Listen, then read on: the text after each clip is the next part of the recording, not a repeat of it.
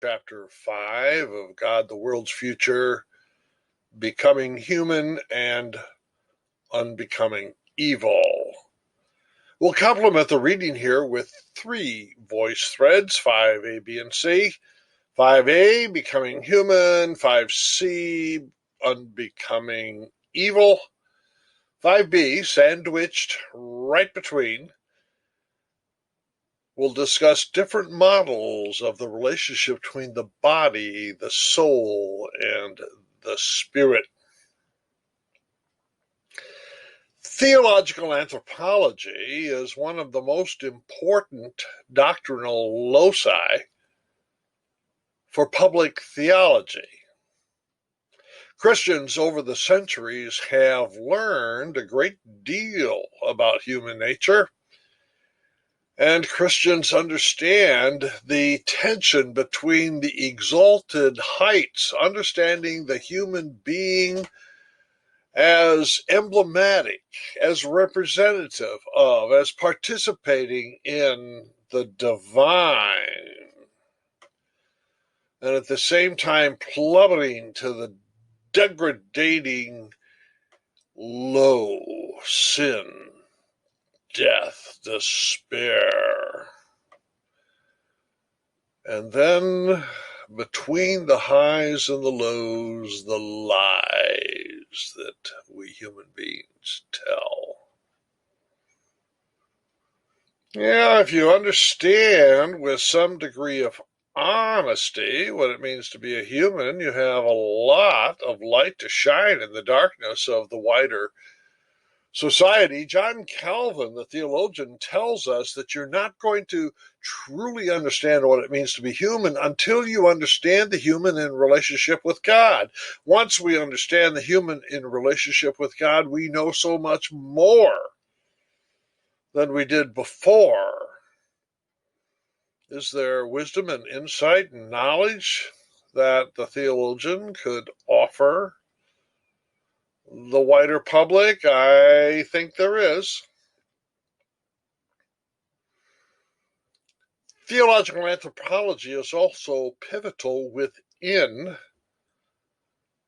the systematic theology itself. Certain decisions you make about human nature will ramify into creation and redemption. For example, if you think that the fundamental human problem is one of ignorance, that we live in darkness, that the remedy for the human condition is education, then your Christology and your soteriology will tend toward Gnosticism. You'll want to see Jesus as the teacher, as the revealer.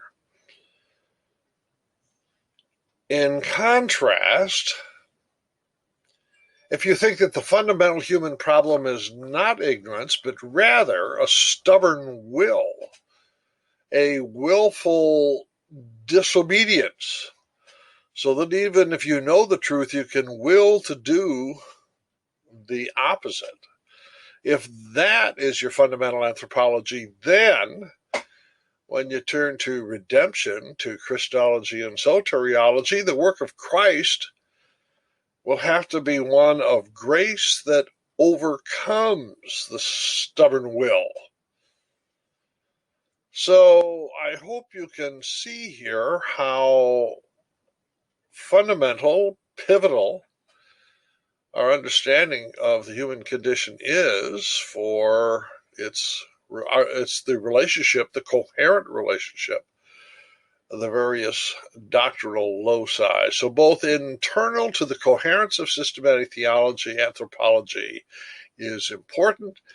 And then as we turn outward from the church toward the wider public, hopefully a wise church will offer the larger public some insight, some deeper and more comprehensive understanding of the situation that we face with the human race.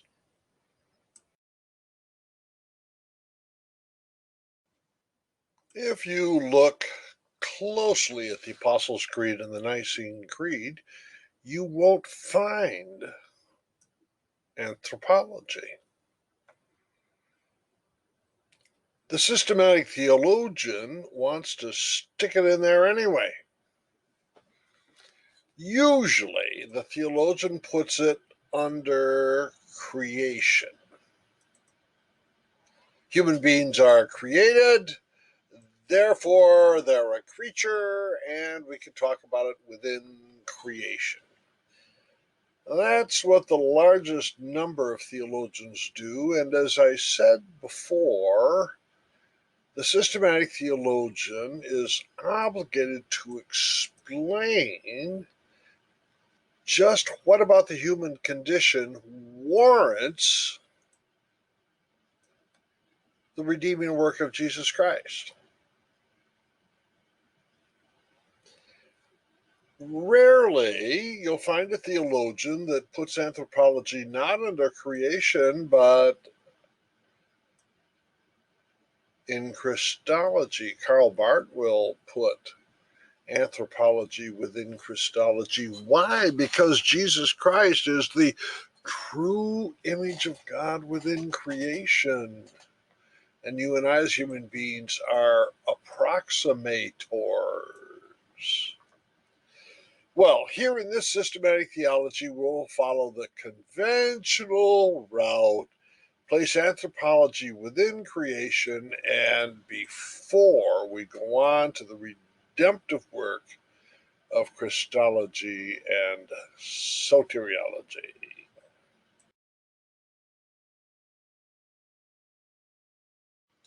Again, like Caesar's Gaul, we're going to divide the subject into three parts. The first one, imago Dei, or image of God in us.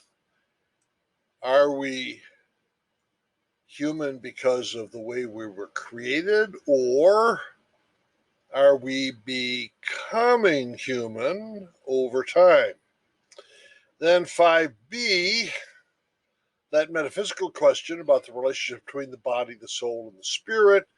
Then 5c, on becoming evil, the Christian understanding of sin. Get ready now.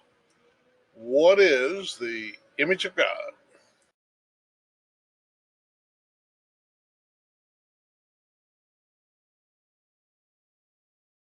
Sources. Where will we go to answer the question how we should define human nature? Should we go to science? Should we go to the theory of evolution? After all, we human beings evolved, did we not, from lower life forms into complex life forms? Or should we go to the story of Adam and Eve in the book of Genesis? Will that answer the question? Or is Jesus Christ the true human, and we should measure our humanness over against Christ? Where do we go? Well, we're going to go to all three.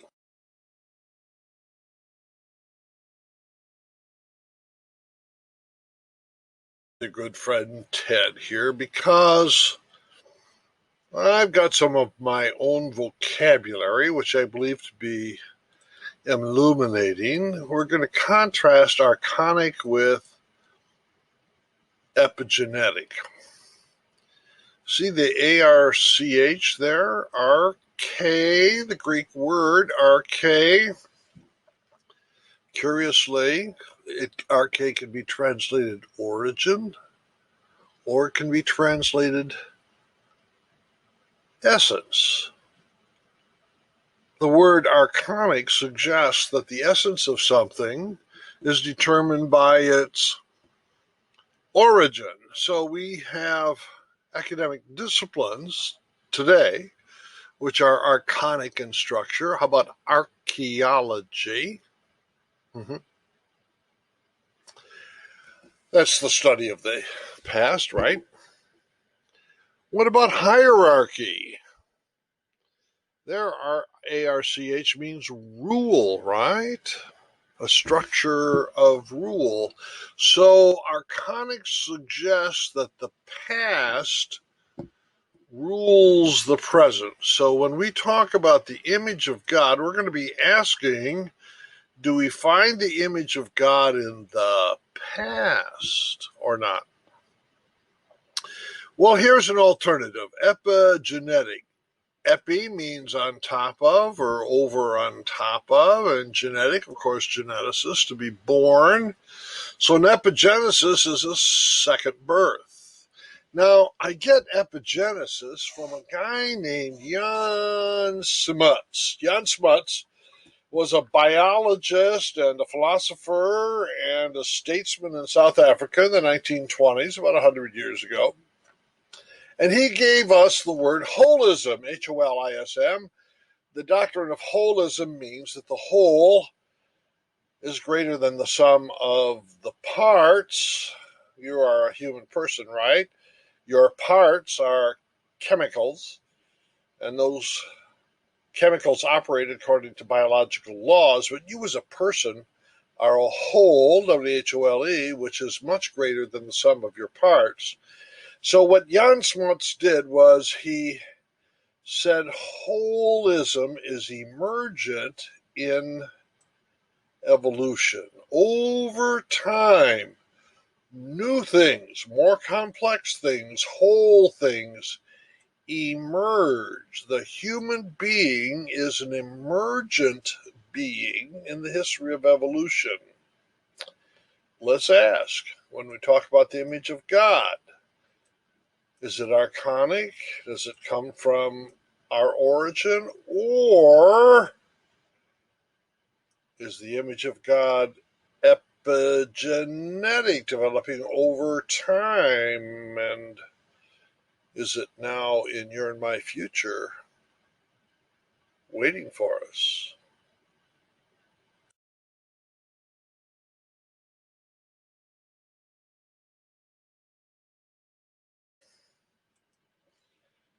Very important passage, Genesis 2:7.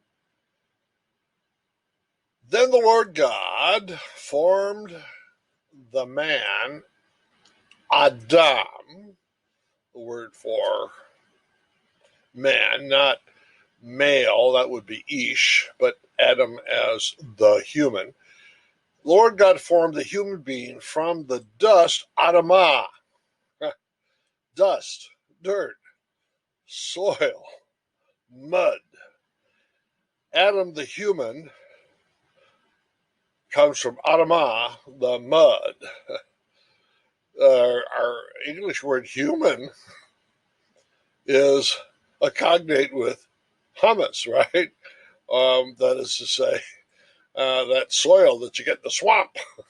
Then the Lord God took the human from the mud of the ground and breathed into his nostrils the breath of life, the Ruach, and the Adam became a living being. So I want to say, in God the world's future, you and I as human beings are soil and spirit together. And clearly, the book of Genesis is an archonic narrative, and it tells an etiological story that explains why it is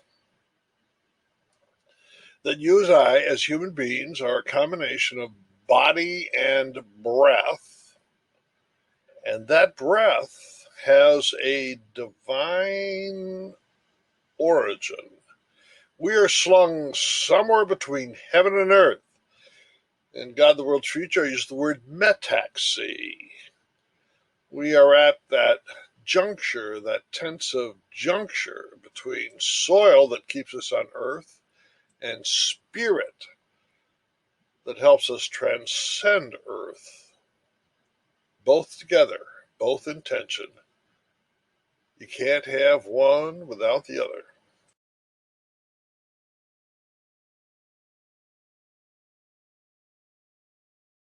The image of God goes actually back to Genesis chapter 1, verses 26 through 29. Then God said, let us make humankind in our image, the Tselem in Hebrew, In the Septuagint or the Greek, it's going to be icon. That's where we get our English word icon. You're probably looking at icons on your computer right now. It's the same word. According to our likeness, the demuth or the homoiosis in Greek, and the similitudo in Latin, likeness in English, okay? And let them have dominion, big word, let them have dominion over the fish of the sea and over the birds of the air and over the cattle and over all the wild animals of the earth and over every creeping thing that creeps upon the earth. Kings have dominion over their subjects. The human race has dominion over the natural world. Every human being individually, the human race collectively, is playing the role of the king in creation. That seems to be what is being said. It's an archonic text in the sense that human dominion, human possession of the imago Dei, is bequeathed to us at the point of origin.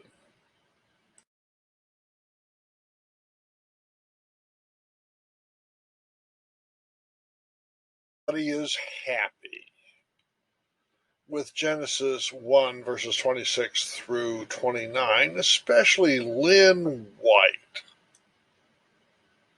In 1967, Lynn White wrote an article in the journal Science. No, not in Christian Century, not in Theology Today. It was a science journal on the historical roots of our ecological crisis. Why is it that we have climate change? Why is it that we have pollution, the depletion of non-renewable natural resources, growing poverty, and the growing distinction between the rich and the poor?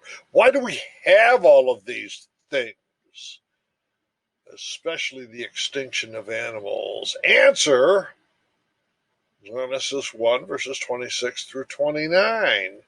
The historical root of the ecological crisis is the damned Christians. Because they read that first chapter of Genesis, they developed a sense of kingship, developed the bulldozer mentality that the natural world is something that kings can just roll over in their bulldozers, exploit, use, and destroy the natural world at human whim. So let's blame the book of Genesis. If the book of Genesis would have said something like, well, the human race is an integral part of a natural domain which is much larger, then maybe we wouldn't have the ecological crisis. But because we had this etiological narrative, this archonic story about the imago Dei, now the planet is suffering. That is Lynn White's explanation. It's a theological explanation appearing in Science journal. Did Christians pay any attention to this? Almost none. Almost no attention whatsoever till after the Chernobyl disaster in 1986. So we went a good 20 years ignoring what Lynn White was saying to the scientists.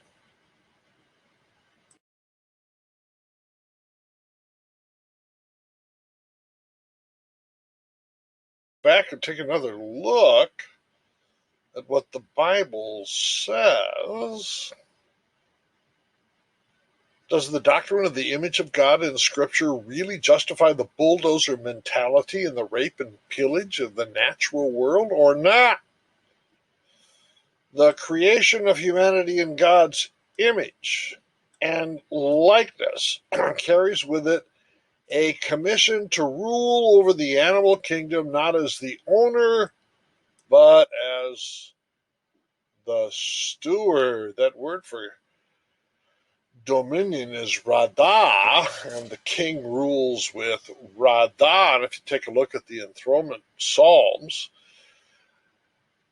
the king's radah includes taking care of the widow and the orphan and exacting justice in the kingdom. That's what stewardship of kingly power means in the Old Testament. So is it fair to say Genesis 1:26 through 29 justifies the bulldozer mentality? So whether we like it or not, the book of Genesis is already public theology. The scriptures are already a topic within the wider public, well outside the church. So the Christian theologian certainly has an obligation to go back and just double check to see what's really meant by the imago Dei. Let's take a look at two of the great German interpreters of the book of Genesis, Gerhard von Rott.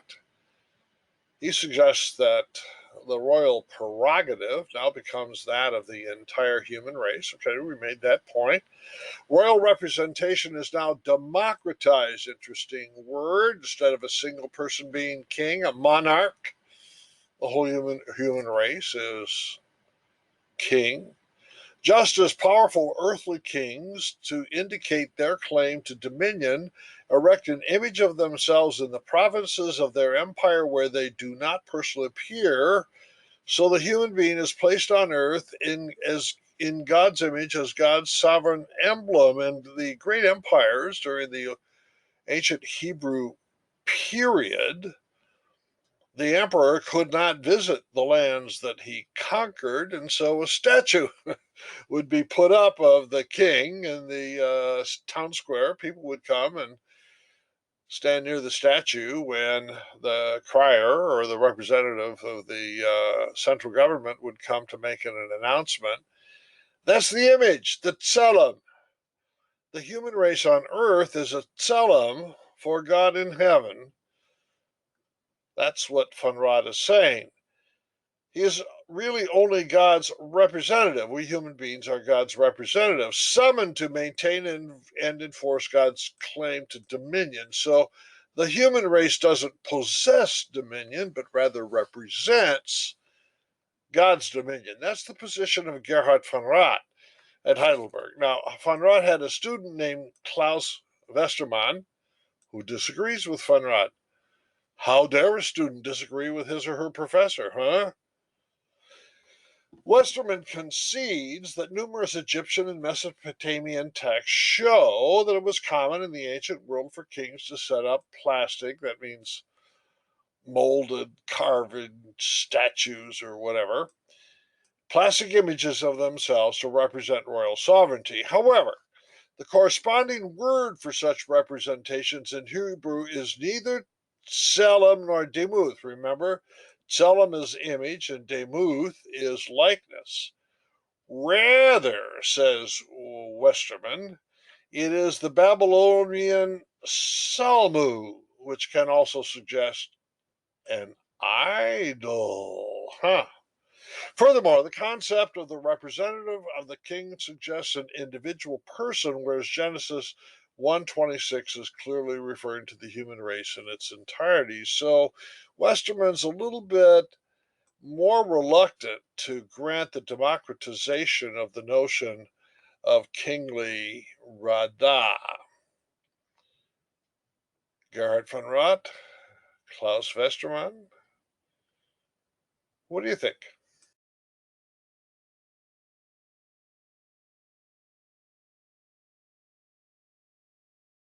I've been investigating an archonic account of the Imago Dei that begins with God's creation of humankind in Genesis 1, God's breathing the divine breath into the mud in Genesis 2:7, creating the Nefesh Hayah, the human being, in intensive relationship between soil and spirit. Both of these are archonic.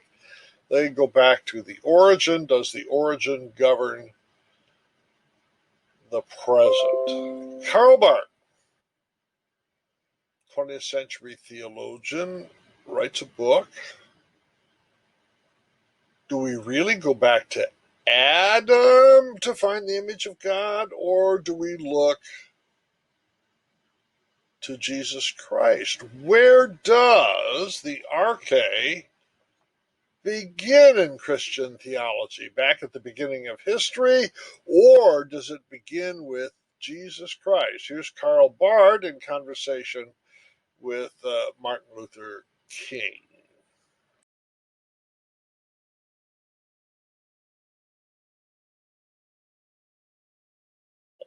Opinion on this matter.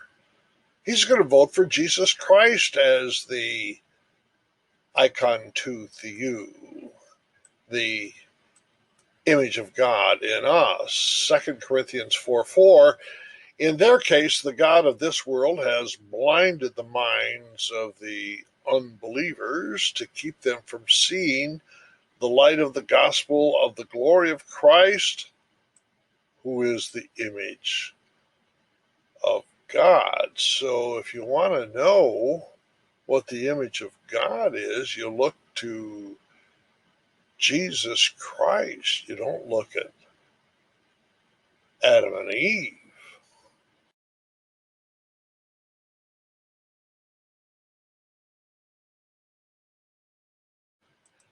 Doublet back in Genesis 1:26, image and likeness.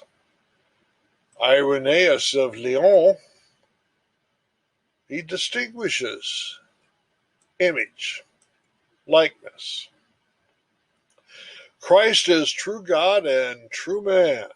We will not attain the image of God until we have grown into Christ's likeness. So the likeness is something we grow into in the future, and then we attain the image. This is clearly an epigenetic, not an archonic, but an epigenetic interpretation of image.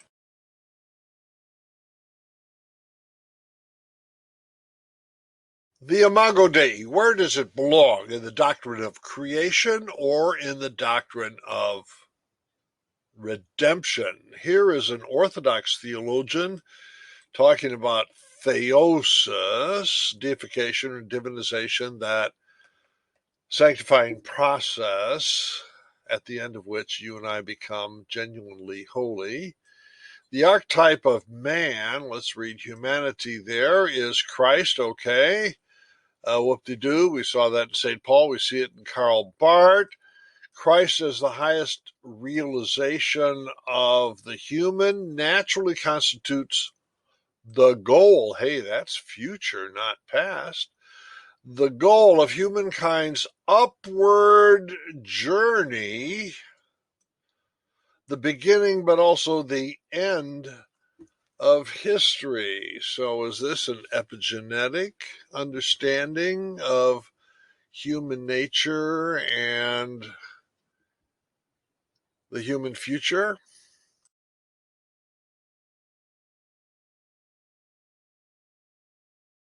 Two sexes and one Jesus.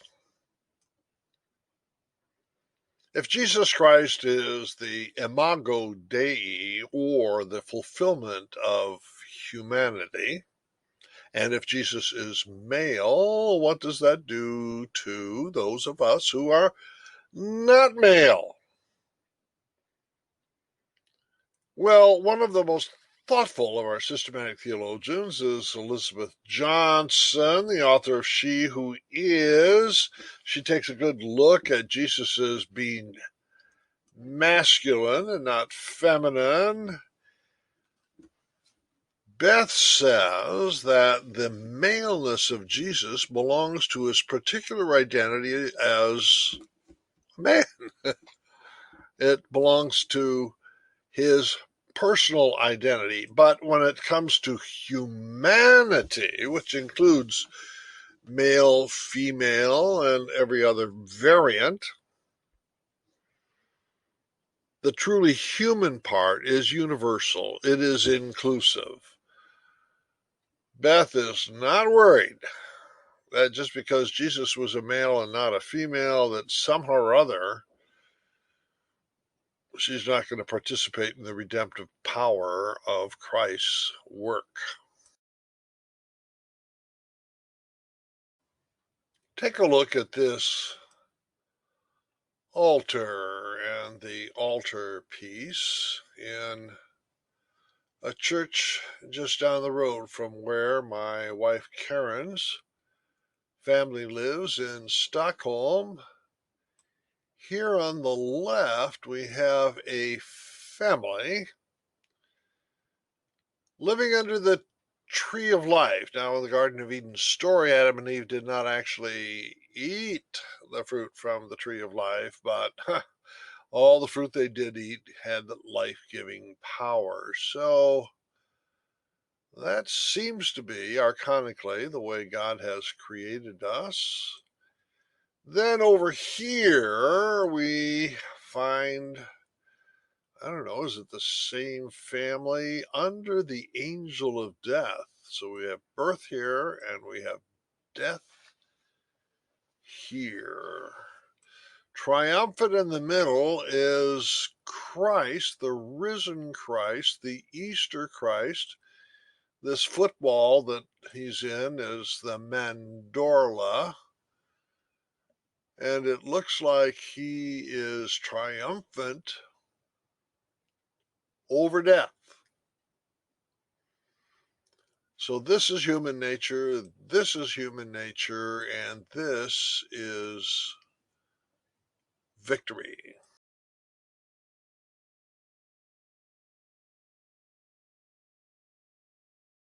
Dignity.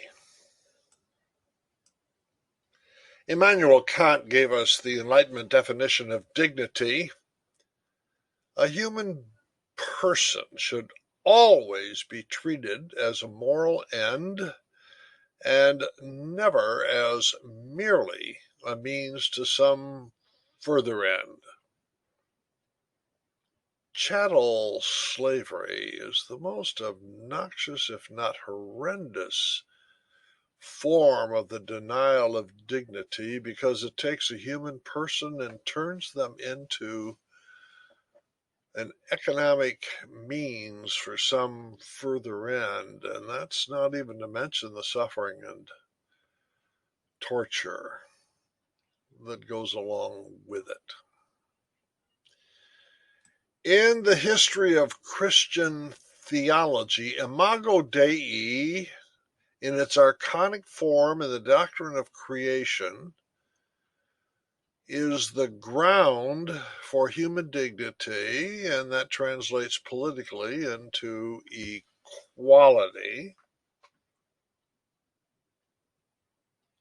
If a human person possesses and carries the image of God, they must be treated as a moral end and not as a means. Nothing could violate the imago Dei, or the principle of dignity, more than slavery or its heirs, racial discrimination.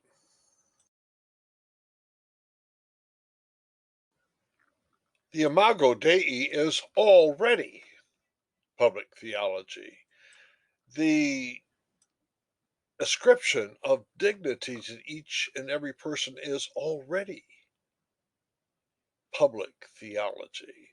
All people are made in God's image, the imago Dei, says Dwight Hopkins, University of Chicago, systematic theologian, and are equally called to pursue the missio Dei. Unfortunately, some interpret Christianity at the expense of the majority of the world's darkest skinned peoples and their connection with divinity.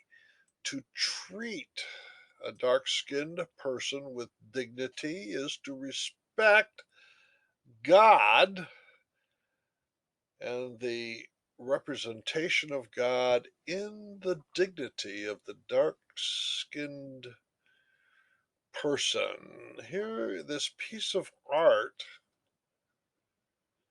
takes a death row inmate who's black, and he is Christ with us. So here we're relying on dignity in creation, and here it's dignity in redemption.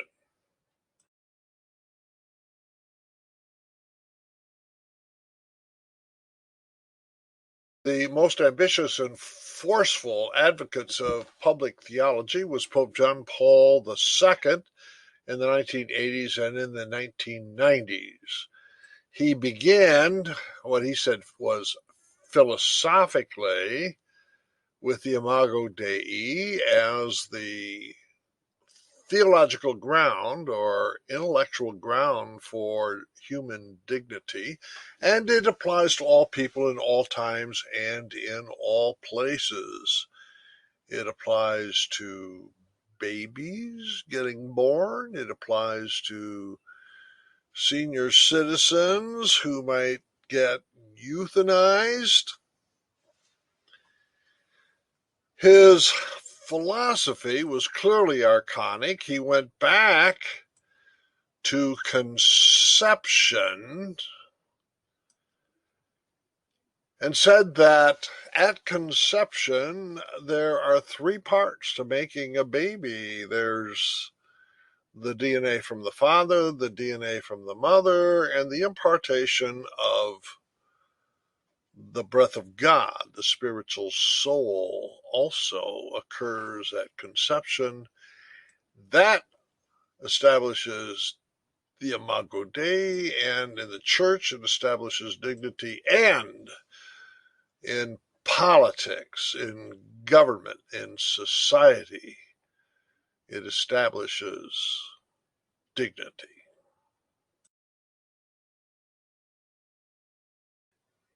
I do believe that the concept of dignity is one internal to the Christian faith that is of extreme value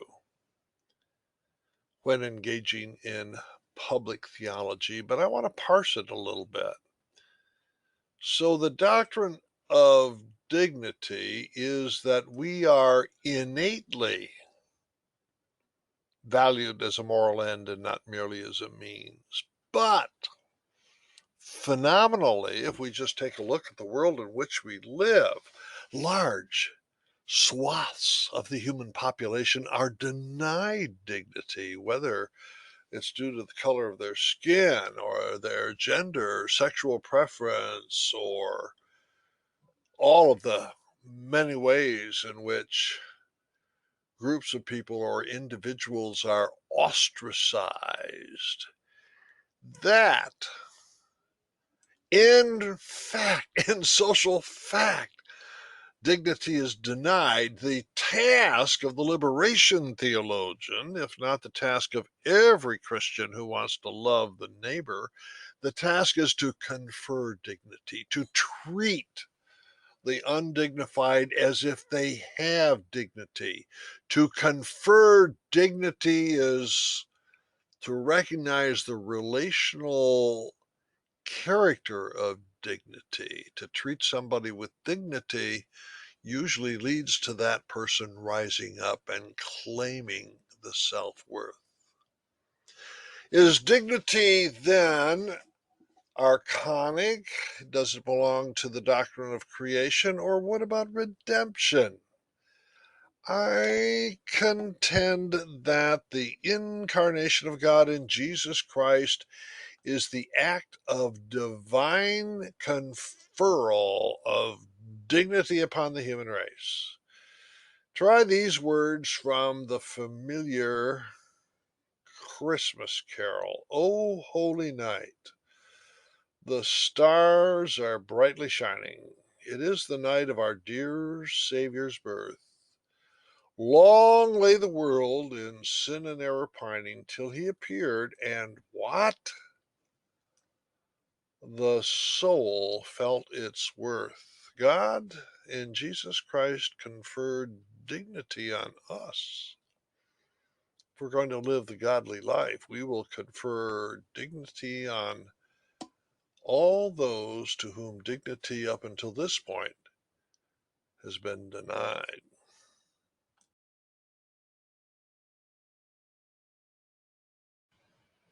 As if they were racing in the Kentucky Derby, theologians over the centuries have bet on what would cross the finish line first regarding the imago Dei. Is it a trait? Is it an activity? Is it a relationship? Those who are running in the human trait race, the first place favorite is usually reason. God creates the world mathematically, running according to the laws of nature. Human beings have the capacity to reason better than all the animals or trees do. So human beings and God share the capacity for reason, ergo, the imago Dei is reason. Other theologians are betting on other horses, the capacity to love. God loves, we love. Free will, God is free. Human beings exhibit free will, so human freedom is the imago Dei in us. Self awareness, the spiritual soul. Maybe Pope John Paul II might run spiritual soul in this race. St. Augustine, that triple phenomenon, remembering, understanding, and loving, the vestigia trinitatis, the vestiges of the Trinity, the triple dynamic here is the imago Dei because it's the presence of God, the Trinity. Philip Hefner will mention this later. The human being is the created co-creator. So if there is such a thing as a trait, a human trait that counts as the imago Dei, these are the horses that are running in that race, and reason is the one in the home stretch. Maybe it's not a trait. Maybe it's something we do. Remember our debate a little while ago about the exercise of dominion in Genesis 1:26 to 29. God has dominion, we have dominion. One of the interpretations, recall, is that that's stewardship of creation. We are God's representatives stewarding the creation. So there the imago Dei is an activity and not a trait. Maybe it's relationship. I sometimes like to bet on the relationship horse. Israel, recall, was elected by God. Does that mean that Israel is bearing the imago Dei through human history? We've discussed just briefly sanctification and theosis, where we are probably less than human now, but through the sanctification process, We will become Christ-like, and Christ, being the perfect icon theou, the perfect image of God in humanity, we will become fully human insofar as that relationship materializes. Boy, the horse race. Who's going to win the Imago Dei Derby? We'll spend a little time looking at that particular horse, the Reason horse.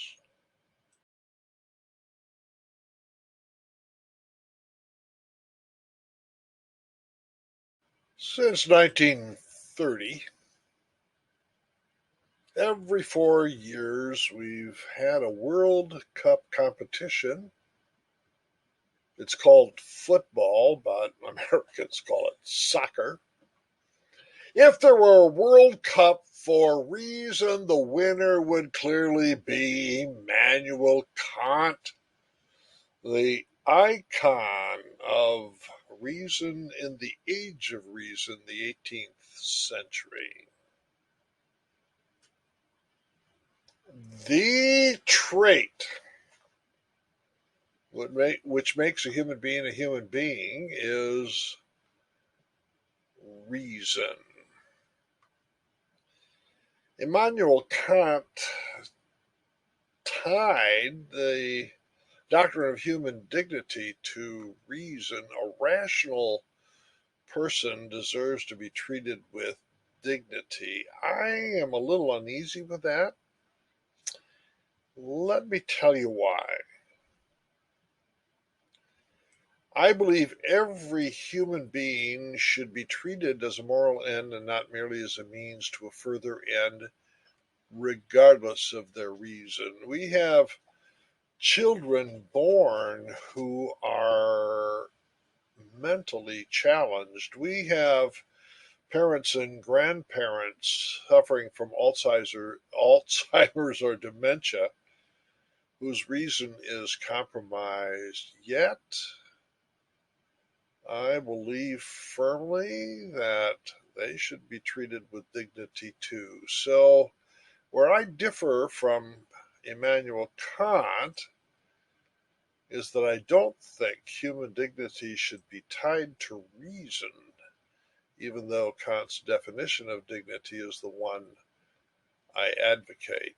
Humans have a rational soul.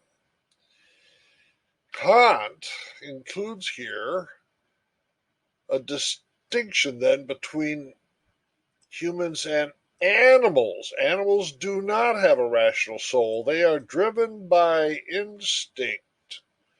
Oh, yes, if you have a pet dog or a pet cat, it's obvious they're driven by instinct. If you watch them really carefully, do you see any signs of rationality? This philosophical distinction between the human on the one hand and the animal on the other hand has an enormous impact on culture and economics. How? Because if animals do not have a rational soul and cannot claim dignity, then we can kill them. Kill them for food, kill them in laboratories for experimentation. So human rationality becomes the ticket to be treated socially with dignity.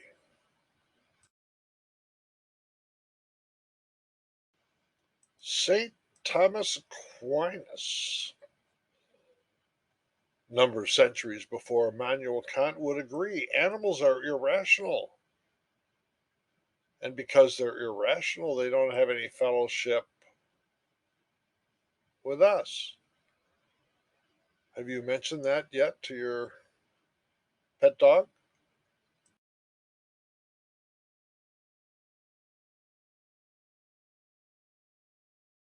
Lake, along with Reinhold Niebuhr, were two of the most prominent public theologians in North America during the 20th century. He's betting on the reason horse in that race for the winning trait. He is advocating the doctrine of homo singularis, which we actually saw already in Kant and St. Thomas. The human is singular, distinct from the animals. Man, let's read humanity, is the image of God, that in which he differs from all other creatures, the roses and the sheep and the cattle. We differ from all other creatures because of our rational structure. There's kind of a sharp line between humanity and the rest of nature. This being the serious matter that it is, I took it up with Angie, my dog, and I read Angie the relevant paragraphs from Paul Tillich's Systematic Theology and asked her if she would share her thoughts with me, and she only had one word: woof.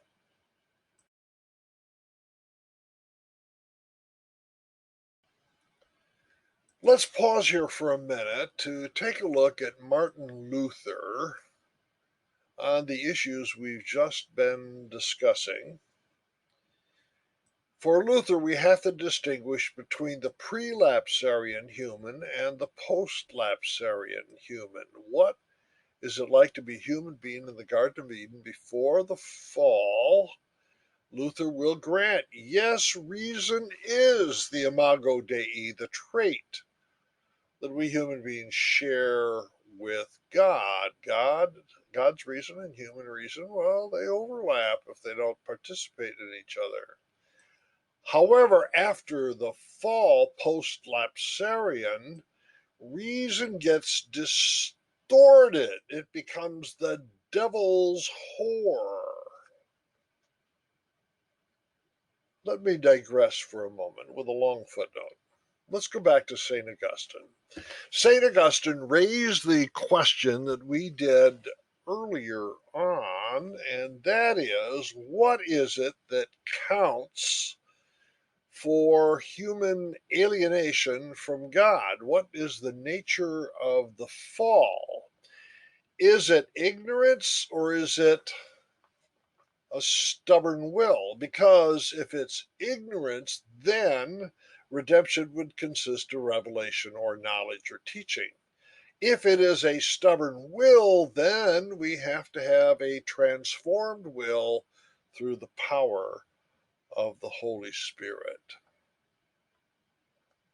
Here's St. Augustine's solution.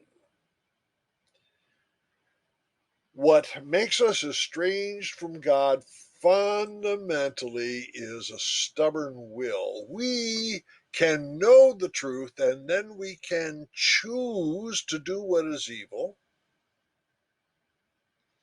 And Augustine then adds, when you and I choose to do what is evil, we distort our reason. Reason is, in its pure form, is united to goodness. For example, lies are irrational, right? But under the post-lapse situation where we have a stubborn will, we tell lies and then we ask reason to support those lies. Reason is the devil's whore. Martin Luther was an Augustinian monk, recall. So I think that Luther and Augustine were probably hand in hand on that particular issue. Well, let's continue with this idea that reason is a trait we share with God. Dominion over the animals is justified, says Luther, because of our superior reason. In our post-lapsarian situation, animals are innocent, but they get punished for human sin. That is to say, the fallenness of the human race ends up doing violence to animals. We certainly see this in the ecological crisis today, where wanton human greed results in the extinction of species. Somewhat romantically, wild beasts keep God's law. That's kind of interesting. All right, let's go to the notion of harmony. Animals are Christ-like. They give their lives for our life. I think he's thinking about his pet dog named Tipples. In the Garden of Eden, we're vegetarians, but after the fall into sin, we are meat eaters. We treat the animal world as a kitchen with all kinds of meat. So the animals suffer, says Luther, because of human sin.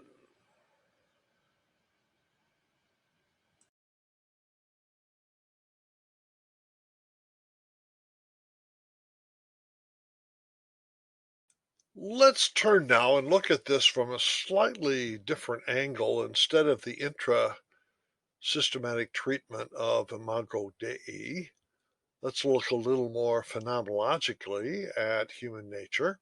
Here's our question. Are we human beings by nature inherently religious or not? If we ask our materialist atheist friends these days, they will deny it. They will say, no, of course, the human race is not inherently religious, and they'll report that they don't belong to any religious institutions. They don't go to church, they don't pray, and they don't sing hymns. Ergo, they're non-religious, right? Or take the so-called evolutionary account of the period in which religion helped our ancestors adapt to their environmental niche.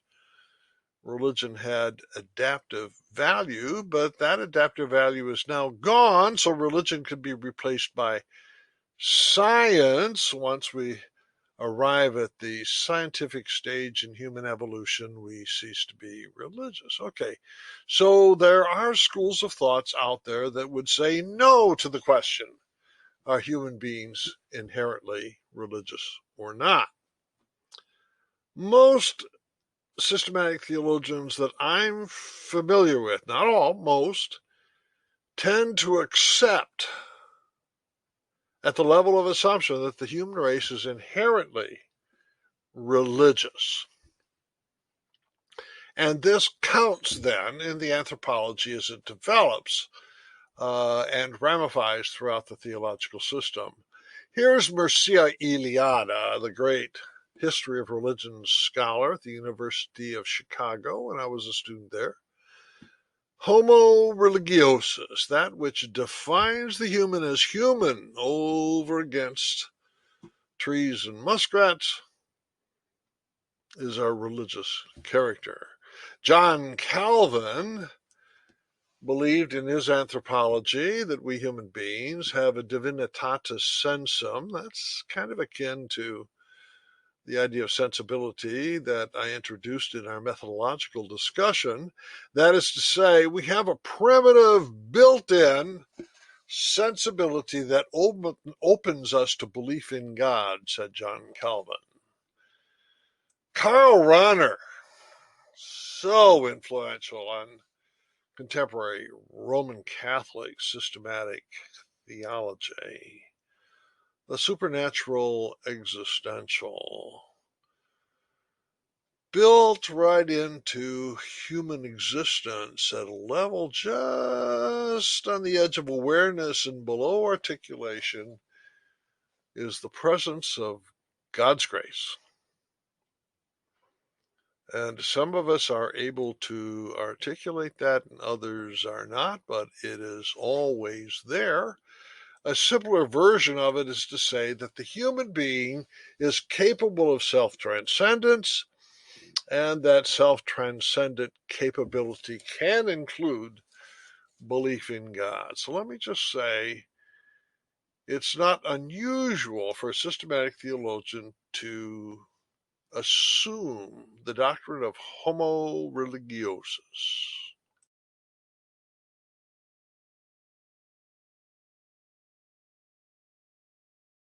Nein, says Karl Barth. Es gibt gar keinen Anknüpfungspunkt. No, there is no natural connection between human self-understanding and the true God. Well, let me parse that a little bit. Here was our question in the last moment. Is the human being by nature inherently religious or not? Karl Barth, I might actually grant yes, that could be true, that the human being is naturally religious. But the no, is his denial that your and my natural religious disposition leads us to the truth about God. No, the only thing it can lead us to is idolatry. The only way you and I can avoid manufacturing idols. John Calvin had said the human imagination is a factory of idols. And Karl Barth agrees. The only way you and I can avoid manufacturing an idol based upon our natural religious inclinations is to be confronted with God's self-revelation, which cancels out all of our natural understandings of God. Oh, yes, even if you and I are religious, the only conclusion that our religious thinking can get us to is idolatry. Truth requires God's gracious revelation.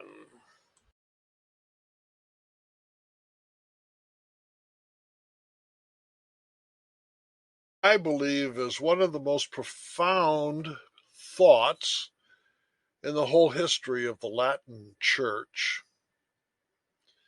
It appears in Martin Luther's Large Catechism in his commentary on the First Commandment.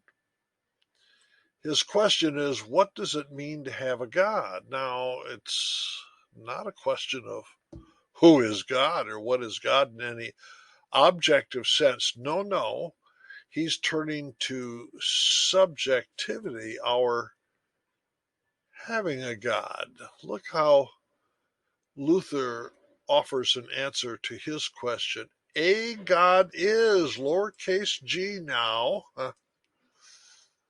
A God is the term for that to which we are to look for all good and in which we are to find refuge in all need. Therefore, to have a God, lowercase, is nothing else than to trust and believe that one with your whole heart.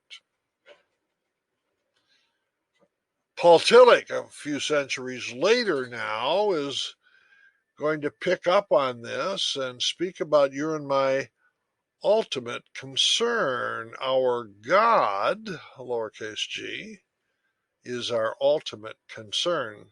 Luther continues, it is the trust and faith of the heart alone that make both God, capital G, and an idol, Gott und Abgott.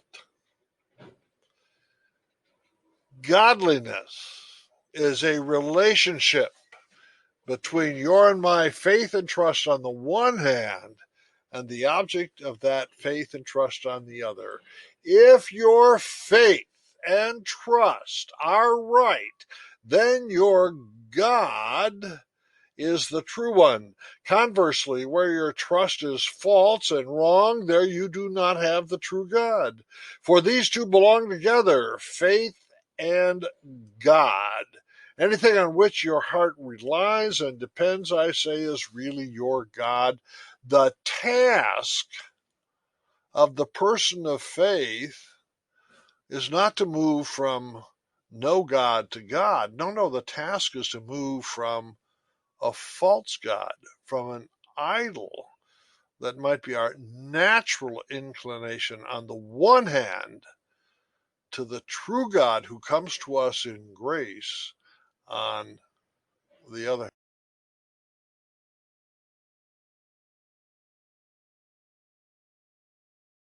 Karl Barth and John Calvin that the human race is invested in a factory of manufacturing idols, and that this seems to be a natural product of homo religiosis, of our innate self transcendence and looking for the beyond.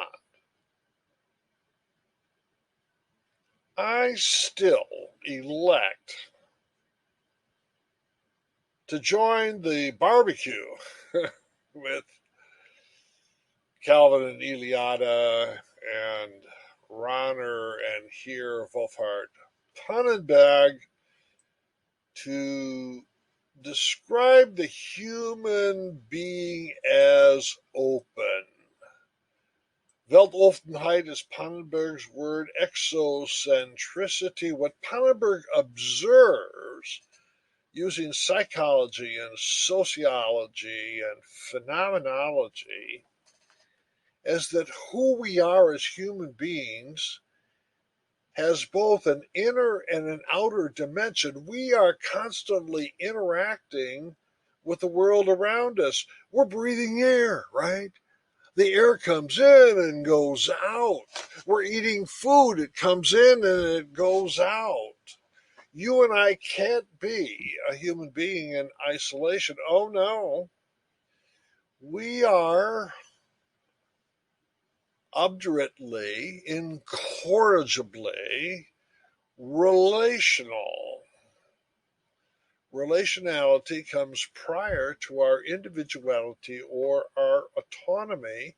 And when that rises into our consciousness, that even physical relationality gives birth to a psychological and then finally a philosophical curiosity about what lies beyond. So our openness, yep, that's inherent in human nature.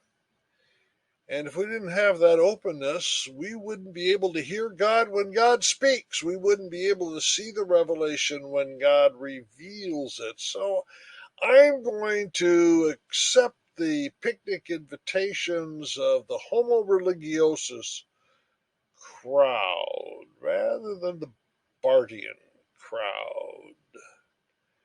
And I think in developing a public theological anthropology, we need to capitalize positively on the human openness to what is transcendent, and that includes openness to a future that could be different from the past.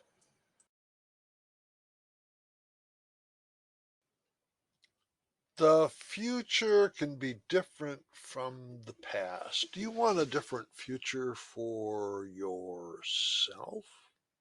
I do. St. Paul holds out in front of us the fruits of the Spirit. The fruit of the Spirit is love, joy, peace, patience, kindness, generosity, faithfulness, gentleness, and self control. Do you want those fruits? Pull them off the Spirit's tree. The fruits of the Spirit, are they archonic or epigenetic? Are we born with them? Did they come to us back at our point of origin? Or Are they epigenetic? Are they something to be acquired? Are they something coming in the future? Are we becoming human in this really full sense of a spiritual human?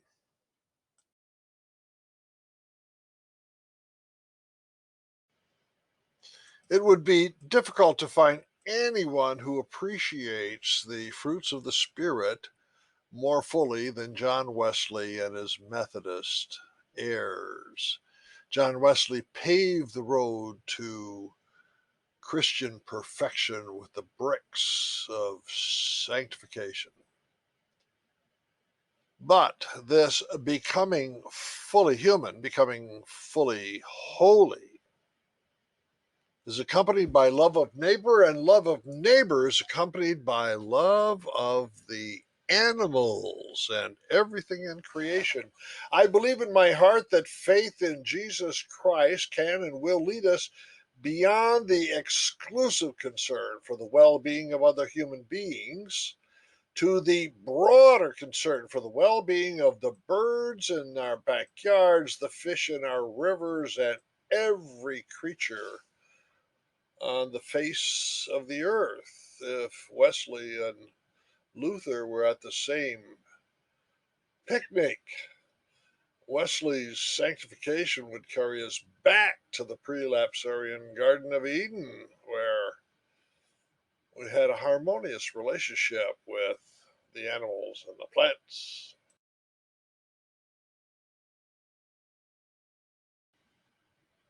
I would share, but I'm not there developmentally.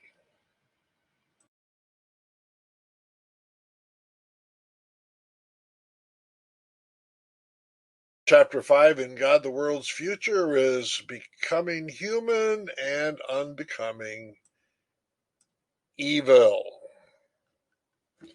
Charles Darwin's theory of evolution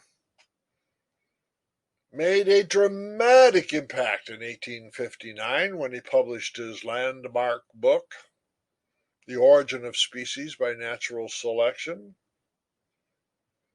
The story that Darwin told is a long, long, long story that begins with simple life forms and passes through different stages until you and I, as human beings, share a common ancestor, an arboreal ape like ancestor with the monkeys. We could have a monkey for an uncle. The human race is inextricably embedded in the natural world that surrounds us. We are becoming human. Evolution isn't done, it might keep right on going. Where will we be tomorrow?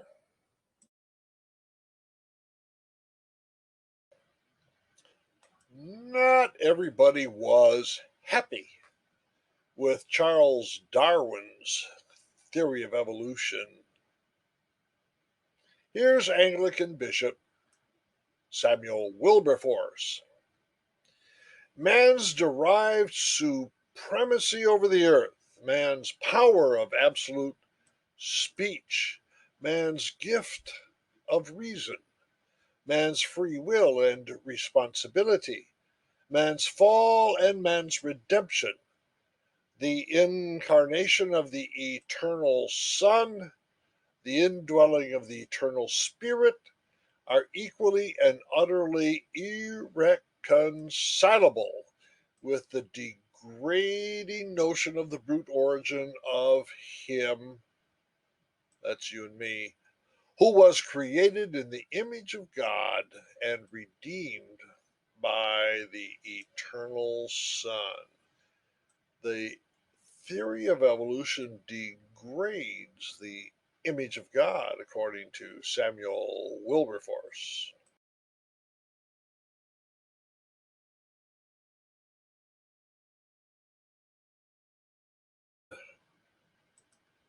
Came right on the heels of the age of reason, so people were still thinking that human Rationality is a really great thing, whether you're a Christian or not. Could the theory of evolution explain human reason? Yes, all you need to do is import the doctrine of progress. So humans are what? More highly evolved. You slip a little value in there between less evolved and more highly evolved. So those smart human beings are highly evolved, and the dogs and cats and monkeys and orangutans are less highly evolved. This is important to the rise of science because you have to be able to kill animals. In fact, the practice of vivisection, that is to say, cutting up an animal while it's still alive, needed to be justified, and the theory of evolution, at least if you put in the doctrine of progress, the theory of evolution could justify vivisection in the name of science. Albert Schweitzer did not exactly like the way things were going in the field of science. He had three doctorates, one in medicine, one in music, and one in theology. He developed what is called reverence for life. All living things require our treating them with reverence. Could it be Kant's doctrine of dignity for all living things? Might a Jane from India find some simpatico-ness with Dr. Schweitzer, who became a medical doctor in Africa? The theory that we get from Descartes that animals have no souls and are mere machines has bewitched all philosophy. Oh, is he mad? And it has even blinded much of theology. That is to say, those of us in theology have underappreciated the reverence we should have for the animals. We must not place man, the human race, in the center of our universe. We need an ethic of reverence for life. That's the ethic that Jesus Christ brought to philosophical perfection. So there's both an ontology and a morality at work here. The ontology is that we human beings are connected with all living things, and the morality or the ethics is, well, we should be treating with dignity God's creatures who are not human.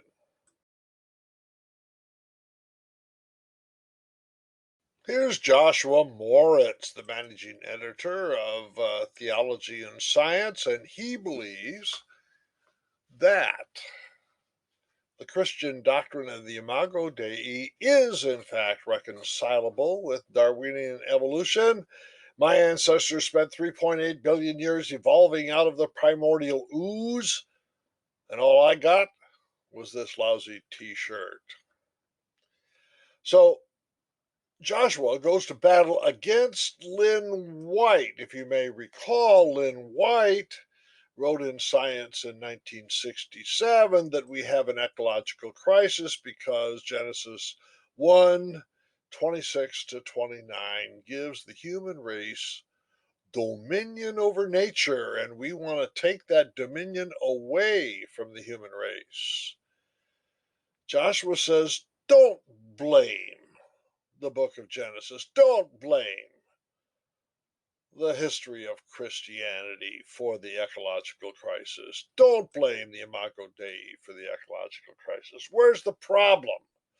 Rather, says Joshua, the culprit lies in the Renaissance humanist and Cartesian resuscitation. We just saw in Albert Schweitzer his rejection of the Cartesian split between the human and the animal, in which the animal is treated as a machine run by instincts and the human as rational, the Cartesian resuscitation, and the subsequent secular appropriation of what the ancient Stoic divide between natural, rational man and irrational beast. So this trait, the human being is rational, comes to us from the ancient Stoics. It wormed its way through Christian theology and wormed its way into Cartesian philosophy, the age of reason, and the rise of science. That's the problem. Don't blame the book of Genesis and don't blame the Imago Dei. That's Joshua's message.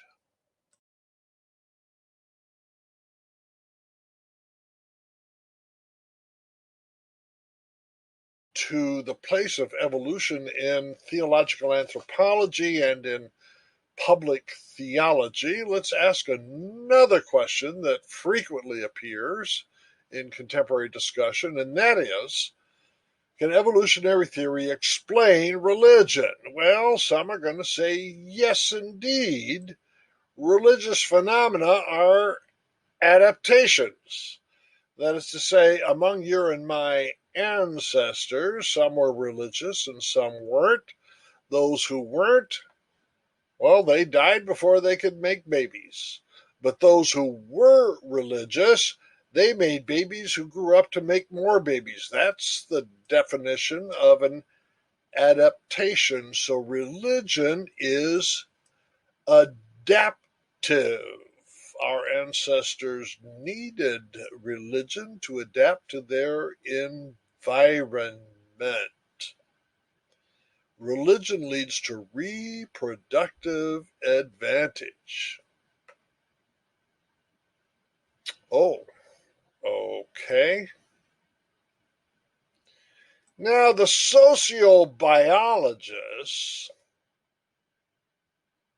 go a little further.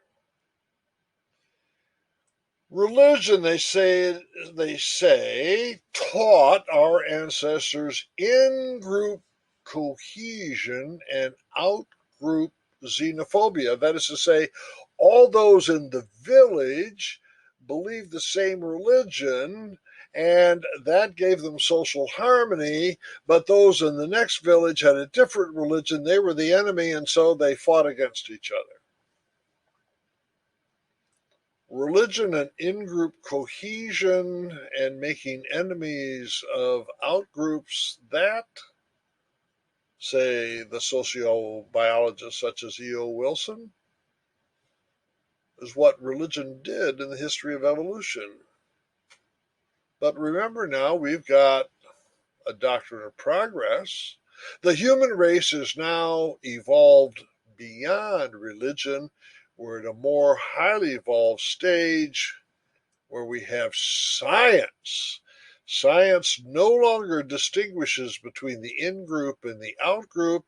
And if we drop religion into the past and embrace science, we will have world peace. Science is more highly evolved than religion. Now, that's a nice, tight, little self-serving interpretation of religion, isn't it?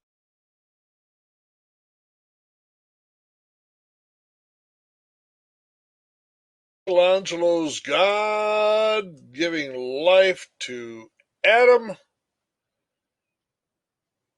Is it possible that we can combine Darwinian evolution with a theistic understanding of divine creation and the imago Dei? Yes, indeed, at least if you are a theistic evolutionist.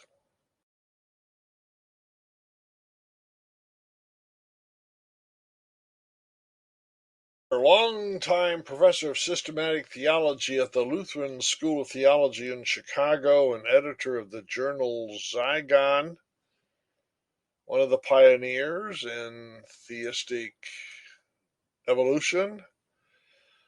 This extensive study on evolution, culture, and religion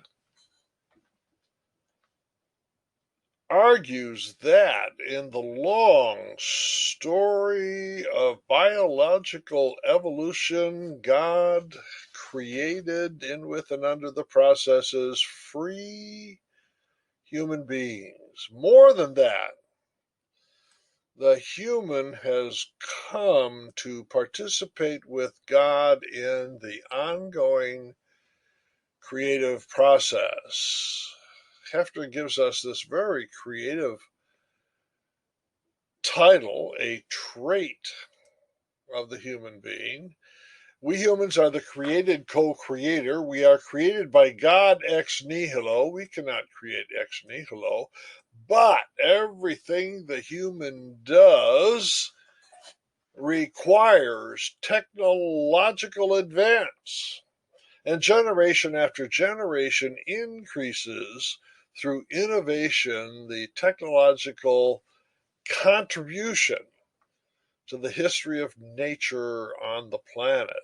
The imago Dei, alive and well in the created co-creator. What do you think about this hymn by Catherine Cameron? God, who stretched the spangled heavens, infinite in time and place, flung the suns in burning radiance through the silent fields of space. We, your children, in your likeness, the imago Dei, share inventive powers with you, the created co-creator. Great creator, that's not creatio ex nihilo, that's creatio continua. Great creator still creating. Show us what we yet may do. I've never asked Phil Hefner what he thinks about this hymn, but I'll bet you he'll say, Yowie, I love it.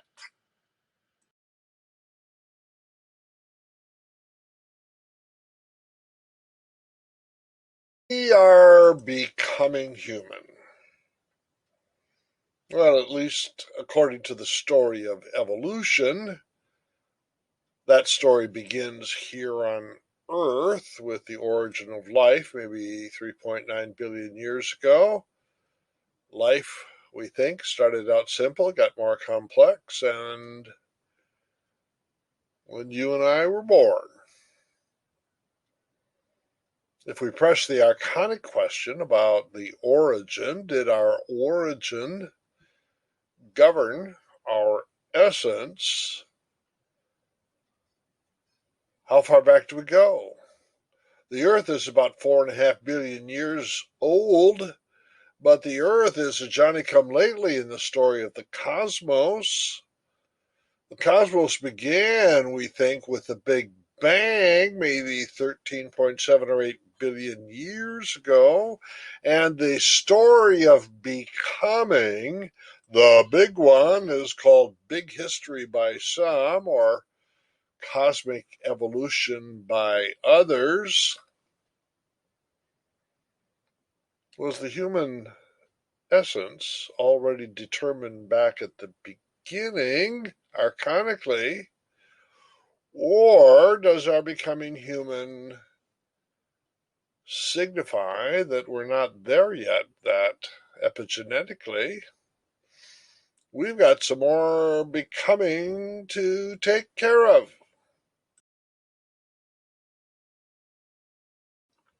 Scientists pretty well know the laws of nature, but the laws of nature only operate in this particular universe that began with a specific set of initial conditions. And when astrophysicists review the initial conditions, they go Gosh, they are amazed, staggered at the implications. Back at the Big Bang, if the Big Bang is t equals 0 and time equals 0, if gravity had been stronger or weaker by only 1 part in 10 to the 30th,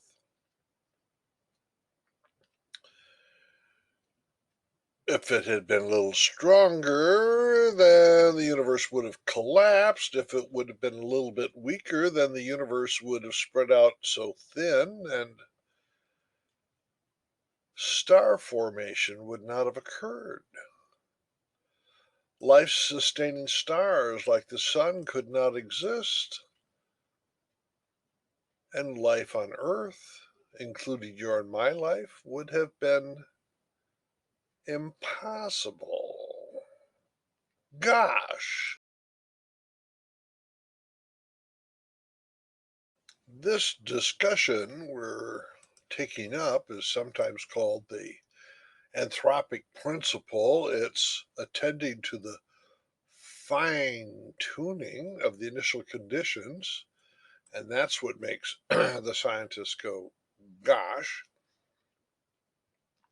If the initial explosion of the Big Bang had differed in strength by as little as 1 part in 10 to the 66th, the universe would have either collapsed or expanded too rapidly for stars to form. Had the universe collapsed,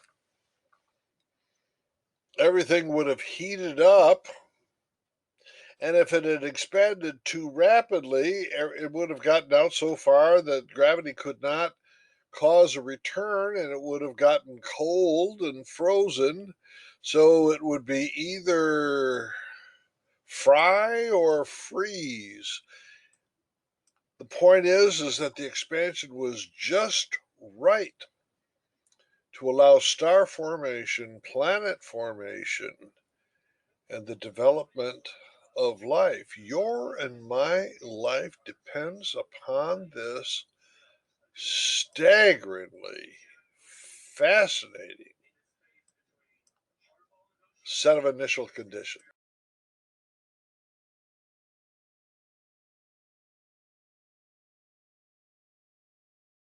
To the origin, what is the scientific equivalent of God breathing air into the clay model of Adam? How about God calling the Big Bang to produce you and me? The anthropic principle is a scientific principle that acknowledges the universe at its initial conditions was so finely tuned that somehow or other the physics way back at the beginning knew that you and I would be coming at the present day. Now, that's a scientific theory. I didn't need any advice from theologians to come up with that one. So, the human race is the product of a 13.7 or 8 billion year story of becoming. How much of a future have we got in this story?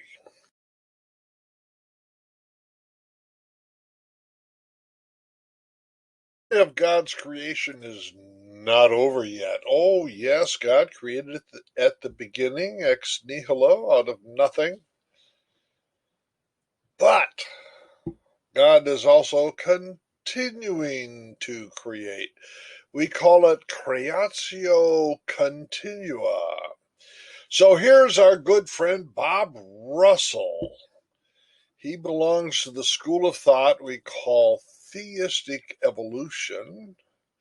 God's continuous creation, the divine spirit works in, through, and under the processes of physics and biology to issue in the evolution of life.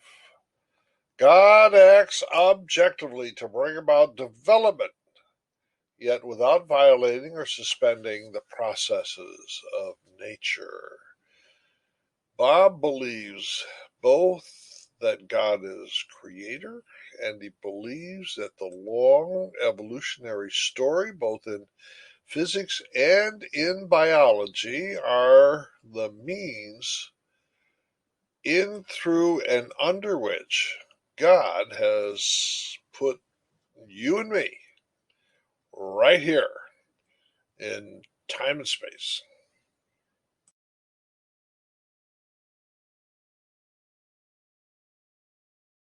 Bob, if the theistic evolutionists are going to host a picnic, I want to be invited. I also would like to be invited to picnics held by the big historians, the cosmic evolutionists,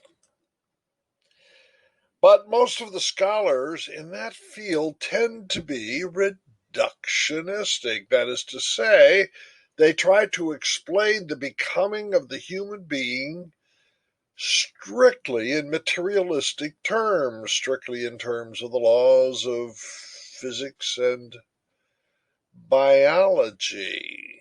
Anything that you and I would call spiritual or religious is nothing more than an epiphenomenon of what is material. I have found that to be inadequate. Well, here's my book in Cosmic Evolution, or Big History, God in Cosmic History, and I try to show historically where the visitation occurs in which human consciousness is shocked into an awareness of transcendence and visited by God's self revelation in history, so that we have learned, come to learn, that we are the children of God's grace.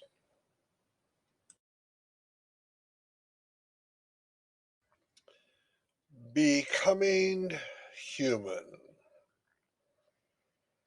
Salvador Dali looks at one person over time. Maybe that's you. Maybe that's you as a senior, old age, collecting your final Social Security check. Maybe this is you now, today, student of theology, person of responsibility, educated. You can remember your salad days as a youth. You've still got a future to look forward to and a past to remember, and there must have been some point of origin back there, an infancy, when you had entered this world but were not quite yet formed, and maybe this whole process is a formation, a becoming, and it's going to have its ups and downs, that's for sure. Becoming human. It includes time. And wherever we are in time, there's both a past and a future. The archonic origin did not completely determine who we will be. There's lots of epigenesis yet to come, even if you're a Christian believing in the resurrection, even if you're at this stage, there is more becoming human in store.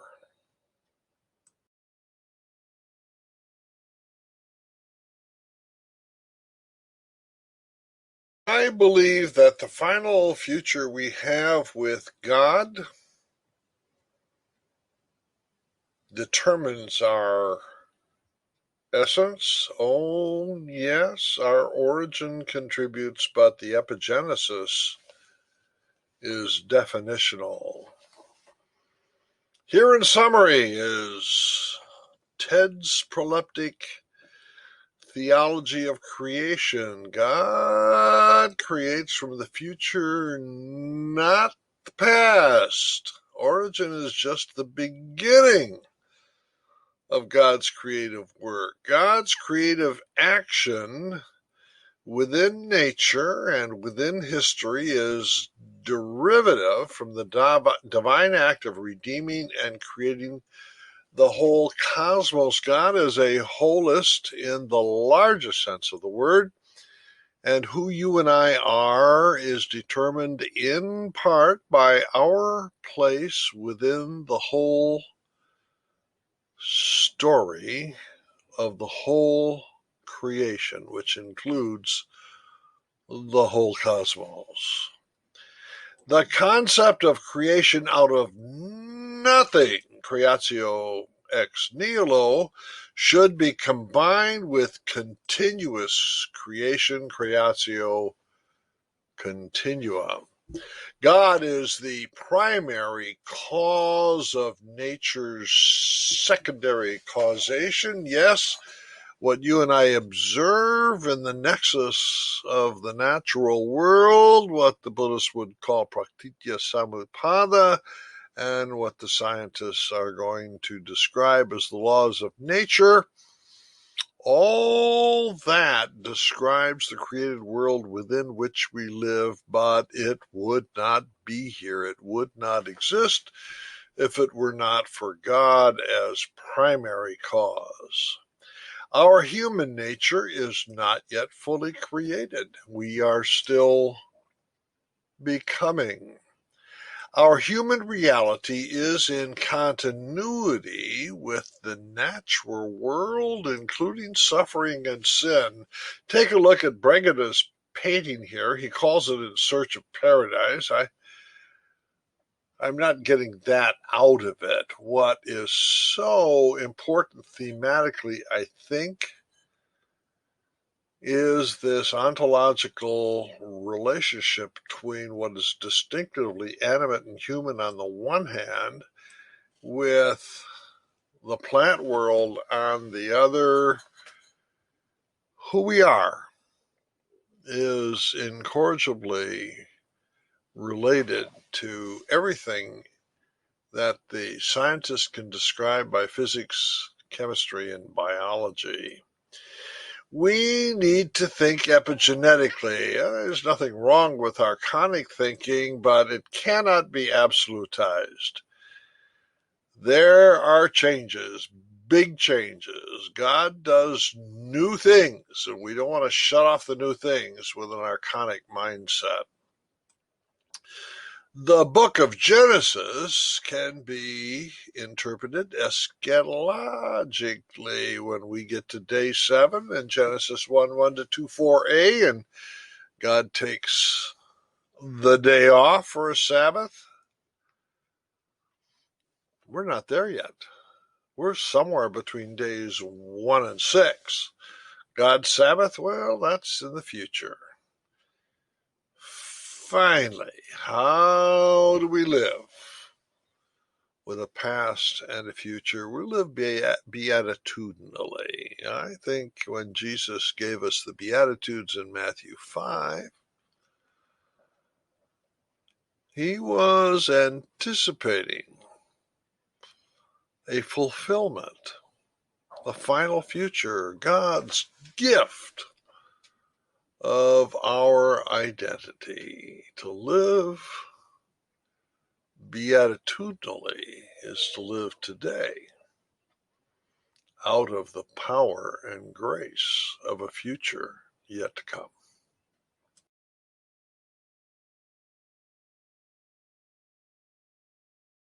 Time to say goodbye to this voice thread. We've been looking in the nooks and crannies of Chapter 5 of God the World's Future. Becoming Human. That's 5A. We're going to go on to 5B, Models of the Body and Soul. And then 5C, Unbecoming Evil. See you then.